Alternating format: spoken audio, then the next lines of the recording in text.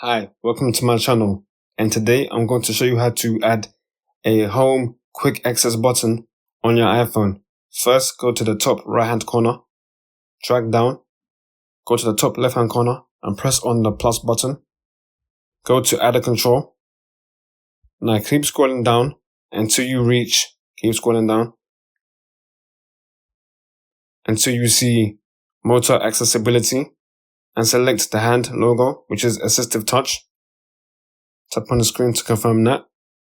Now tap on that button. And there you go. You have a home button. Tap on that. And inside the home button, you have these options: lock screen, lock rotation, rotate screen, home, volume down, volume up, and mute and unmute. And now tap on the home button. I'll take you to the main screen. And to turn it off, go to the control center. This is your quick access. So tap on that and it's gone. And there you go. That's how you add a quick access home button on your iPhone. I hope you like this video.